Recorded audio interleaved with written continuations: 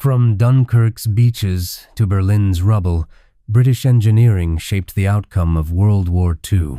Tanks that scared Rommel, trucks that never quit, flamethrowers that cleared fortresses, and tiny motorcycles dropped from the sky. This is every vehicle Britain put into battle. Let's kick off with light tanks. Light Tank Mark VI was Britain's most common tank when war broke out in 1939. Fast and cheap to produce, it was designed for scouting, but German guns in France ripped through its thin armor like paper. By 1940, the Mark VI was hopelessly outclassed and relegated to training duties. Light Tank Mark VII. Tetrak featured a unique steering system using a combination of brakes and gears. Small enough to fit inside a glider, Tetrax flew into Normandy on D-Day with airborne forces. Its 2-pounder gun was adequate for reconnaissance, but useless against heavy armor. Light Tank Mark VIII. Harry Hopkins improved on the Tetrak design with better armor and reliability. Developed too late to see much combat, it served mainly in training roles. Harry Hopkins showed British designers were learning, but the light tank concept was already obsolete. Now we move to infantry tanks built to support foot soldiers. Infantry Tank Mark Matilda. I carried heavy armor but only a single machine gun. Designed in the 1,930 seconds to crawl forward with infantry at walking pace, it was laughably underarmed by 1940 standards. Most were lost in France before they could prove their worth or weakness. Infantry Tank Mark II, Matilda II, became a legend in North Africa, where its thick armor shrugged off Italian and early German anti-tank guns. Rommel called it the Queen of the Desert, and German forces learned to fear its near invulnerability.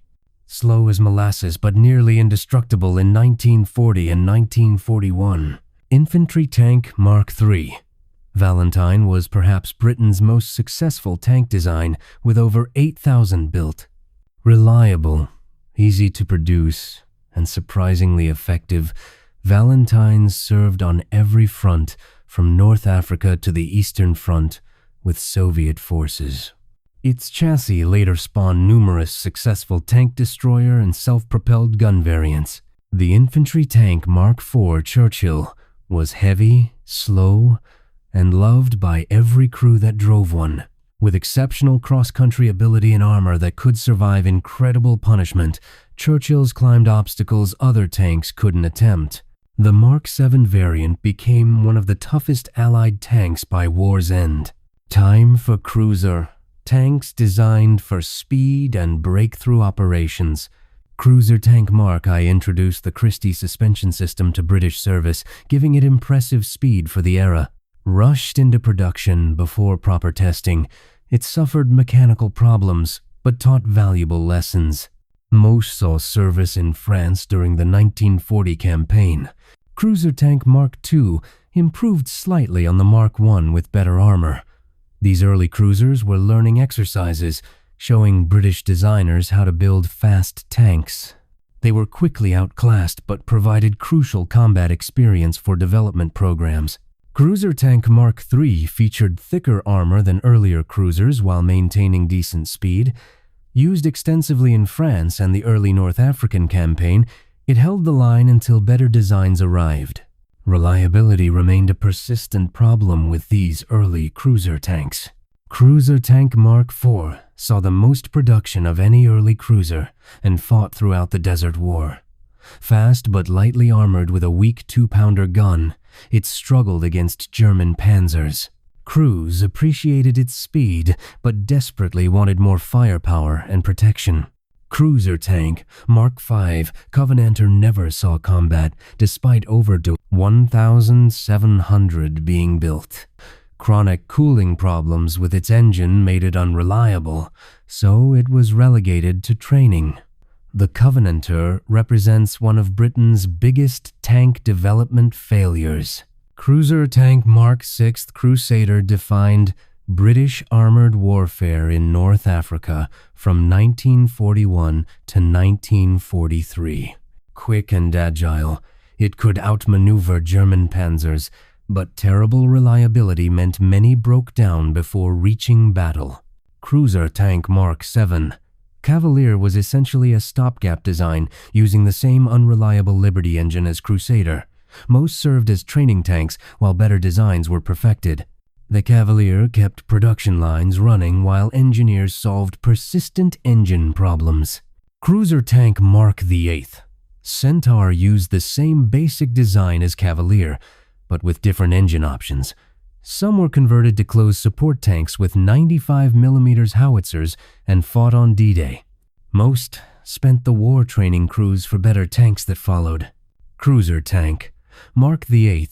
Cromwell represented the British cruiser concept perfected with a superb Rolls-Royce Meteor engine. Fast, reliable, and well-armed with a 75mm gun, Cromwell's finally gave British armored divisions a tank matching German designs. Over 4,000 were built, and they served until the war's end. Cruiser Tank Comet arrived in late 1944 as arguably Britain's best tank of the entire war. Armed with the excellent 77mm high-velocity gun that could penetrate German heavy armor, it combined firepower with speed and reliability. Too few arrived too late to significantly impact the war.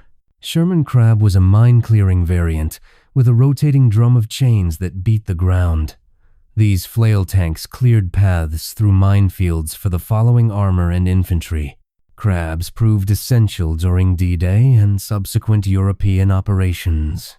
Moving to tank destroyers and self-propelled guns, Deacon's 6-pounder SP mounted an anti-tank gun on a truck chassis for desert warfare. Tall, awkward, and vulnerable, it provided mobile firepower cheaply. The improvised design shows British desperation to match German anti-tank capability in North Africa. The Archer 17-pounder SP featured a brilliant but bizarre design with the gun facing backward. This allowed the vehicle to reverse into firing position, shoot, and escape quickly without turning around. Despite the odd configuration, Archers served effectively into the 1,950 seconds. Achilles was essentially an American M10 tank destroyer rearmed with the British 17-pounder gun. This combination created an effective tank killer that served throughout Northwest Europe. Over 1,000 were converted and British crews appreciated the upgrade. Bishop 25-pounder SPG mounted field artillery on a Valentine chassis to provide mobile fire support. The high superstructure severely limited gun elevation, making it practically useless. Most served briefly in North Africa before being replaced by better designs. Sexton 25-pounder SPG used a Canadian-built ram tank chassis and proved far more successful than Bishop. With good elevation and traverse, Sextons provided reliable mobile artillery throughout the European campaign. Crews loved their dependability and simplicity. Churchill gun carrier mounted a 3-inch gun for home defense against potential invasion. Bulky and limited in utility, only a handful were built before the invasion threat passed. This vehicle represents Britain's desperation in 1941 and 1942. Let's examine armored cars for reconnaissance and security. Daimler Armored Car was arguably the finest Allied armored car with excellent armor, a 2-pounder gun, and impressive speed. Its low profile and reliability made it perfect for reconnaissance. Daimler armored cars served in every theater with distinction. Humber Armored Car became the most produced British heavy armored car, with over 5,000 built. Reliable and well protected, Humbers performed reconnaissance and security duties worldwide. The design proved so successful it remained in service for decades after the war. AEC armored car looked like a tank with its large turret and heavy armament. Later models mounted 75mm guns, giving them serious firepower for an armored car. The AEC's size limited its reconnaissance value, but made it excellent for fire support. The Daimler Dingo Scout car was a compact 4-wheeled reconnaissance vehicle with steering on both axles. This allowed it to reverse at full speed and escape ambushes instantly. Crews loved the Dingo's agility, and it became one of the war's most successful scout cars. Humber Scout Car enlarged the Dingo concept with more interior space and crew comfort. Less agile than Dingo but more versatile, Humbers performed liaison and light reconnaissance. The extra room allowed them to carry radio equipment and additional crew. Standard Beverett was a desperate improvisation, mounting armor plates on a civilian car chassis during invasion fears. Intended purely for home guard and airfield defense, Beveretts were barely adequate but better than nothing. Most were scrapped once proper armored vehicles arrived. Guy Armored Car served as an early war design that evolved into the more successful Humber. Tall and somewhat clumsy, Guys performed adequately but were quickly superseded. They saw service primarily in the Middle East and North Africa. Humber Light Reconnaissance Car provided light protection for patrol and liaison duties. With thin armor and an open top, crews were vulnerable, but the vehicle filled a necessary role. Thousands served in rear areas and on quiet fronts. Morris Light Reconnaissance Car featured angled armor and served extensively in North Africa and Italy. Simple and reliable, it performed scouting and communications duties. The Morris LRC represented straightforward British engineering, solving immediate needs. Universal Carriers formed the backbone of British mechanized infantry. Universal Carrier was the most produced British armored vehicle, with tens of thousands built.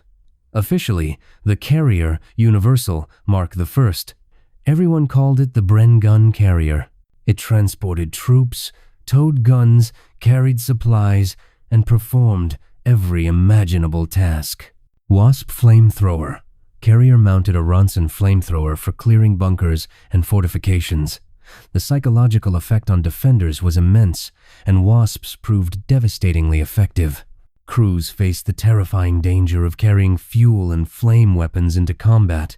Lloyd Carrier was designed specifically to tow anti-tank guns like the 6-pounder. With a different engine layout than Universal Carriers, Lloyd's proved reliable and powerful. Over 26,000 were built for British and Commonwealth forces. Windsor Carrier was a Canadian-built lengthened Universal Carrier with improved load capacity. The extra length allowed better cross-country performance and more cargo space. Canadian production supplemented British carrier output significantly. Now a specialized engineer and assault vehicles. Churchill Havre mounted a massive 290mm petard mortar called the Flying Dustbin for demolishing fortifications. Engineer versions carried fascines, bridges, and other specialized equipment. AVREs were essential for breaching Atlantic wall defenses on D-Day. Churchill Crocodile was the war's most fearsome flamethrower tank, towing an armored fuel trailer. It could shoot flame 120 yards and terrified German defenders. The psychological impact often caused surrender before Crocodiles even fired. Churchill Ark was a turretless tank that drove into obstacles to create a bridge. Churchill Bobbin unrolled reinforced matting to create roadways across soft sand or mud. Essential for beach landings, bobbins laid pathways for the following vehicles. The odd-looking device solved a critical problem for amphibious operations. Sherman DD was an amphibious swimming tank with a folding canvas screen. These Donald Duck tanks were supposed to swim ashore on D-Day ahead of the infantry. Many sank in rough seas, but those that made it provided crucial early fire support. On to trucks and logistics vehicles that kept armies moving. Bedford QL was Britain's standard 4x4 3-ton truck and the Army's workhorse. Reliable and versatile, QLs hauled supplies, towed artillery, and served as mobile workshops. Over 50,000 were built, and they served on every front. Bedford OI provided 2-wheel drive cargo capacity in massive numbers, simpler and cheaper than 4-wheel drive QLs. OIs formed the backbone of supply lines. These unglamorous trucks kept armies fed, fueled, and fighting. Bedford MW was a lighter 1,500-weight truck for smaller loads and general duties. Simple and rugged, MWs performed countless tasks. British industry produced hundreds of thousands to meet military demand. Austin K2 ambulance became the iconic British military ambulance, saving countless lives.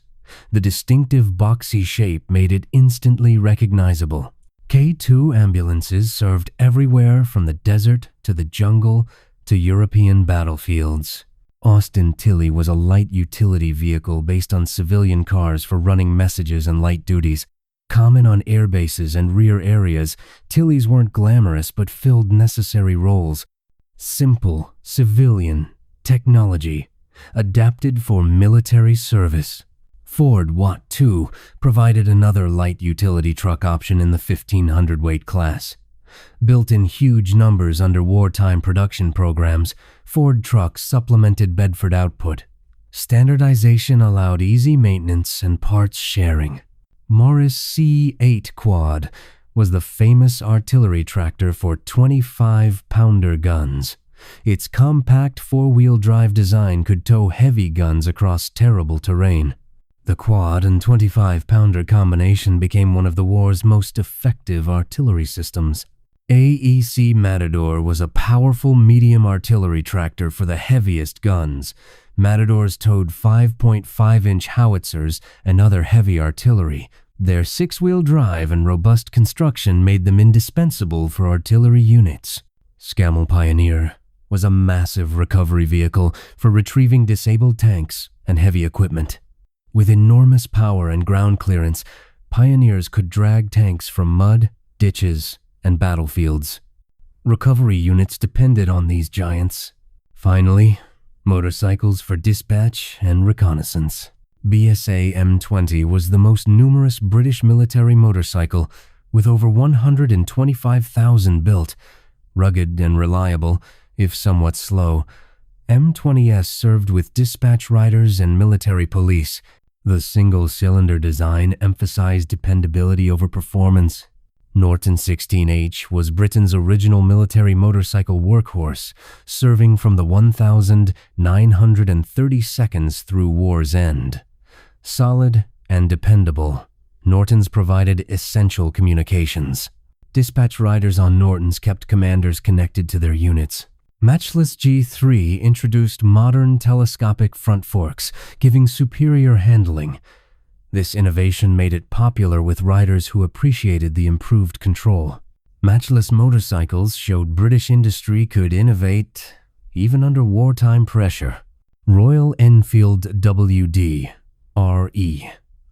Flying Flea was a tiny motorcycle designed to be parachuted with airborne troops. Folding handlebars allowed it to fit in containers dropped by parachute. Airborne forces used Flying Fleas for quick transport after landing.